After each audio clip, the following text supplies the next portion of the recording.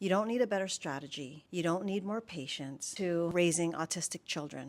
We are a neurodiverse family sharing our unconventional lives through adoption, raising two autistic sons, slow traveling, and world schooling our children. So I want to tell you something that took me a long time to actually believe. And that is, you already have what your child needs the most. In fact, I can open this up to anything. Whatever you want in life, your biggest dreams, you already have what you need the most to make it happen. So going back to raising autistic children, you don't need a better strategy. You don't need more patience. You don't need a version of you that's less tired or less overwhelmed. Right now, as you are, is all you need. I know that might be hard to believe. It might be hard to hear because it seems so simple or so cliche, especially on the days that you're feeling like you're failing. So let me show you what I mean. For those that are new to our channel, my husband and I are raising 3 kids. We have a daughter and we have 2 autistic sons. My oldest son is nonverbal, and he has level 3 autism, and he has high support needs. Right, Evan? Right, Evan? Right, Evan? Huh? You want to say something? My younger son has level 2 autism. Both of my sons require 24-hour supervision, and there's no clocking out for us. There's no downtime. There's no days off. So I did what most autism parents do. I went all in finding answers. We did behavioral therapy, we did occupational therapy, speech therapy, multiple kinds of different types of all of those therapies. We did social skills classes, psychological evaluations, neurological evaluations, different interventions, biomedical treatments. We literally attended every autism conference and took every autism course you could find. We tried coherence healings, energetic healings. We went to spiritual retreats. We did prayer circles. We did literally everything when my son was a lot younger. And we thought that something would shift in doing all of those. We thought the more hustle we had around fixing what wasn't working about his body, about his sensory needs, the better. And I'm not talking about getting rid of autism or any kind of personality quirks. I'm talking about the pain that he was in. I'm talking about the sensory needs, things being too loud or his body not being able to regulate, and also the pain of not being able to speak because he's not verbal. We did everything we possibly could to attempt to heal him. I'm not saying that any of what we did was wrong. Some of it helped a lot, but some of it also didn't help at all. But we showed up for all of it because that's what you do when you have kids and you just want to try everything to make sure they're as healthy as possible and you want them to thrive. And still, some days worked and some days completely fell apart.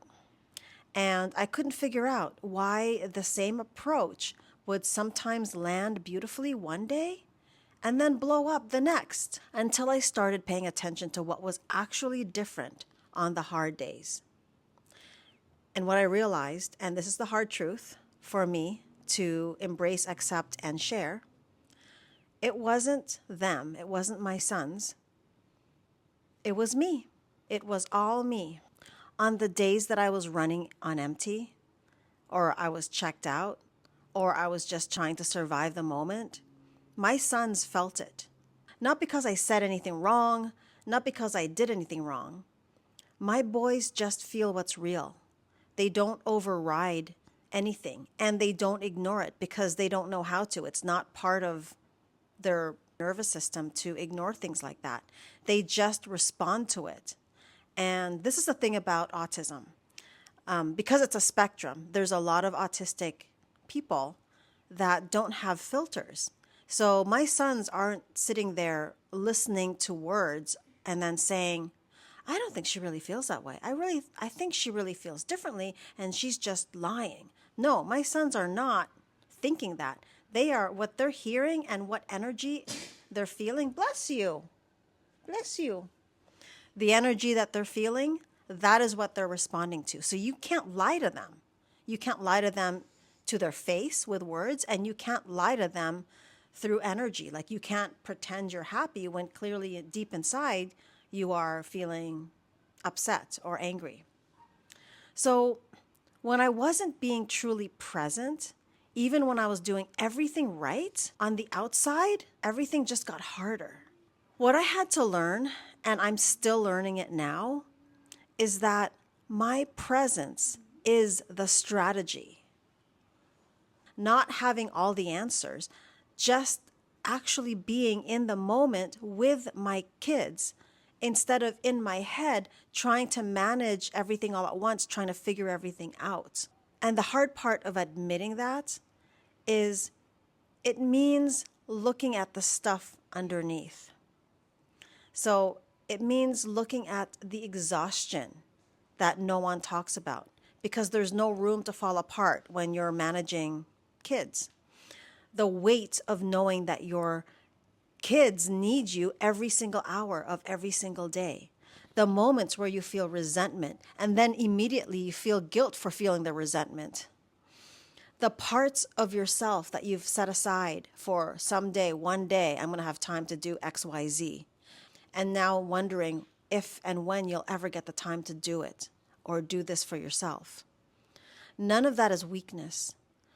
That's what this life actually looks like. And I want to be clear. It's okay to feel all of it. It's okay to feel sad. It's okay to feel triggered or angry. You don't have to pretend you're fine, because when you're not fine, you're not fine. What matters is learning to stay present in all of it so it doesn't spill onto your kids. Usually when we're not present to an emotion that we're feeling deep inside or an anxiety of some sort, those emotions accidentally spill onto our kids or onto people that we're close to. And when we're present with it, it's harder for that to happen because we can then regulate those emotions when we're present to our emotions. Like, I could get triggered by something a family member might have said or something that had happened at work. And in the past, I would just push it down because I didn't have time to have these emotions. I had to deal with, making sure my son doesn't have a meltdown, or I have to deal with driving him to some therapies that I'm almost late for. But being present with those emotions means that I could actually feel it. I can regulate it intentionally, and without it bleeding into how I show up for my boys, I can still be there for them.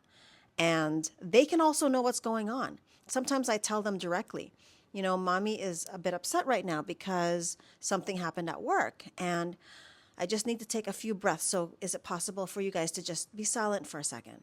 Do you guys want to breathe with me? Like, I'll say things like that. And it always works. They always want to breathe with me or they hug me.